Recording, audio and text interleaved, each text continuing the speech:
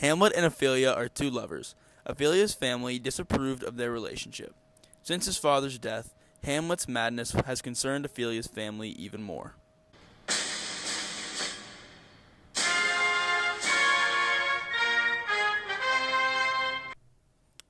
Love, his affection do not that way tend, nor what he spake, though it lack form a little, was not like madness. There is something in his soul, o'er which his melancholy sits on broad, and I do doubt the hatch and the disclose will be some danger.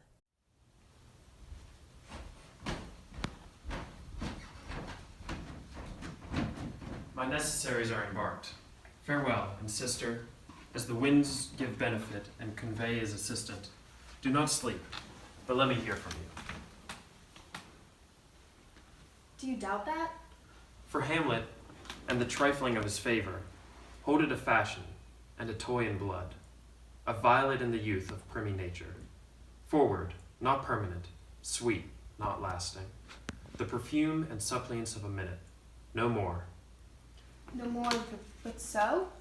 Think it no more, for nature crescent does not grow alone. It throws in bulk, but as this temple waxes, the inward service of the mind and soul grows wide withal. Perhaps he loves you now, and now no soiled nor catchel doth besmirch the virtue of his will. But you must fear, his greatness weighed, his will is not his own, for he himself is subject to his birth. He may not, as unvalued persons do, carve for himself, for on his choice depends the sanity and health of this whole state. And therefore must his choice be circumscribed unto the voice and yielding of that body. Whereof he is the head. Then, if he says he loves you, it fits your wisdom so far to believe it, as he is the particular act and place may give his saying deed, which is no further than the main voice of Denmark goes withal. Then weigh what loss your honor may sustain, if to credent ear you list his songs, or lose your heart, or chaste treasure open to his unmastered importunity. Fear it, Ophelia, fear it, my dear sister, and keep you in the rear of your affection, out of the shot and danger of desire. The cherished maid is prodigal enough. If she unmask her beauty to the moon, virtue itself escapes not communist strokes. The canker galls the infant of the spring, too oft before their buttons do be disclosed, and in the morn the liquid dew of youth. Contagious blasphements are most imminent. Be wary then. Best safe lies in fear. Youth to itself rebels, though none else near. I shall the effect on this good lesson keep as watchman to my heart. But good, my brother, do not, as some ungracious pastors do, show me the steep and thorny way to heaven, whiles like a puff of reckless libertine, himself the primrose path of dalliance treads, and recks not his own way. Oh, fear me not. I stay too long, but here my father comes. A double blessing is a double grace. Occasion smiles upon a second leave. Are you honest? My lord? Are you fair? What means your lordship? That if you be honest and fair, your honesty should admit no discourse to your beauty. Could beauty, my lord, better commerce than with honesty? I truly, for the power of beauty will sooner transform honesty from what it is to a bawd than the force of honesty can translate beauty into its likeness. This was sometime a paradox, but now the time gives it proof. I did love you once. Indeed, my lord, you made me believe so. You should not have believed me, for a virtue cannot so inoculate our old stock, but we shall relish of it.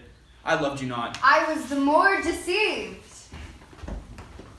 Get thee to a nunnery. Why wouldst thou be a breeder of sinners? I am myself indifferent, honest, but yet I could accuse me of such things as it were better my mother had not borne me. I am very proud, revengeful, ambitious, with more offenses at my beck than I have thoughts to put them in, imagination to give them shape, or time to act them in. What should such fellows as I do crawling between earth and heaven? We are errant knaves all, believe none of us. Go thy ways to a nunnery. Where's your father? At home, my lord. Let the doors be shut upon him, that he may play the fool, nowhere but in his own house. Farewell. Oh, help him, sweet heavens! If thou dost marry, I'll give thee this plague for thy dowry. Be thou as chaste as ice, as pure as snow. Thou shalt not escape calmly. Get thee to a nunnery. Go. Farewell. Or, if thou wilt needs marry, marry a fool. For wise men know well enough what monsters you make of them. To a nunnery. Go. And quickly too. Farewell. Oh, heavenly powers, restore him! I've heard of your paintings too. Well enough. God has given you one face, and you make yourselves another. You jig, you amble, and you list, and nickname God's creatures, and make your wantonness your ignorance. Go to. I'll no more on it. Hath made me sad. I say we will have no more marriages. Those that are married already, all but one, shall live. The rest shall keep as they are. To a nunnery. Go.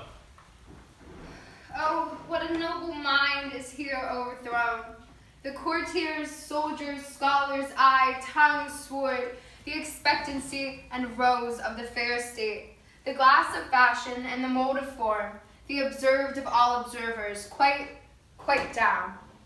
And I, of ladies most dejected and wretched, that sucked the honey of his music vows, now see that the noble and most sovereign reason, like sweet bells jangled out of tune, and harsh, the unmatched form and feature of blown youth, blasted with ecstasy, oh woe is me, to have seen what I have seen what I have seen.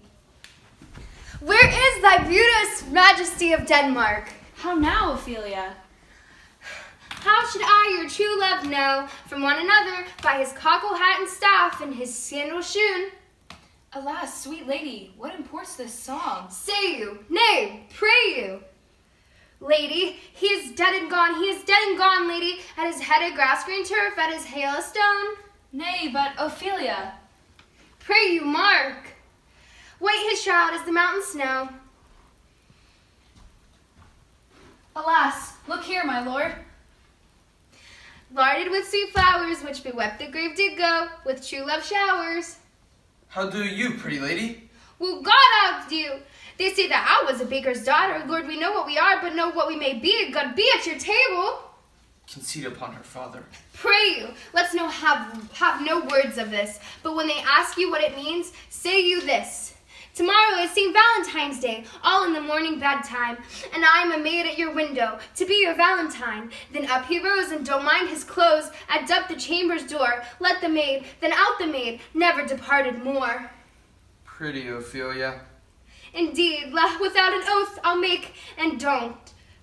By Gis and by St. Clarity, alack, a fee for shammel, young men will do it, and they'll come to it, by cock they are to blame. Quoth she, before you tumbled me, you promised me to wed, so what had I had done, by yonder sun, and hadst not come to my bed? How long has she be thus? I hope all will be well, we must be patient, but I cannot choose but weep, to think that they should lay him in the cold ground. My brother shall know of it, and so thank you for your good counsel. Come, my coach. Good night, ladies. Good night, sweet ladies. Good night. Good night. How now? What noise is that? Oh, heat, dry my brains. Tears 7 times salt burn out the sense and virtue in mine eye. By heaven, thy madness shall be paid by weight, till our scale turn the beam. O Rose of May, dear maid, kind sister, sweet Ophelia, O heavens, is possible a young maid's wits should be as moral as an old man's life? Nature is fine in love, and where 'tis fine, it sends some precious instance of itself after the thing it loves. They bore him barefaced on the bear. Hey, naughty, naughty, naughty, hey, naughty, naughty, and in his grave rained many a tear from your well, my dove. Hast thou thy wits, and didst persuade revenge? Could not move thus. You must sing a down, and you must call him a down. Oh, how the wheel becomes it! It is the false steward that stole his master's daughter. This nothing's more than matter. There's rosemary. That's for remembrance, pray. Love, remember. And there's pansies. That's for thoughts. A document in madness, thoughts and remembrance fitted. There's spennel for you, and columbines. There's rue for you, and there's some for me. We may call it Herbo Grace Sundays. Oh, you must wear your rue with a difference. There's a daisy. I would give you some violets, but they're withered. All when my father died, they say he made a good end. For bonny sweet Robin is all my joy. Thought and affliction, passion, hell itself, she turns to favor and to prettiness. And when will he not come again? And will he not come again? No, no, he is dead. Go to thy deathbed. He will never come again. His beard was white as snow. All flaxen was his poll. He is gone, and we may cast away moan. God have mercy on his soul, and all of Christian souls. I pray God be with me. Do you see this, O God? Laertes, I must commune with your grief, or you deny me right. But go apart, make choice of whom your wisest friends will be, and they shall hear and judge twixt you and me. If by direct or collateral hand they find us touched, we will our kingdom give, our crown, our life, and all that we can ours.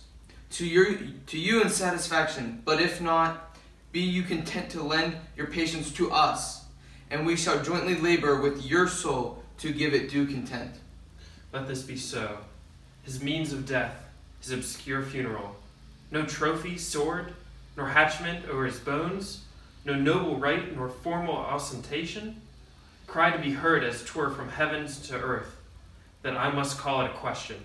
So you shall, and where the offense is, let the great axe fall. I pray you, go with me. Alas, then she is drowned. Drowned.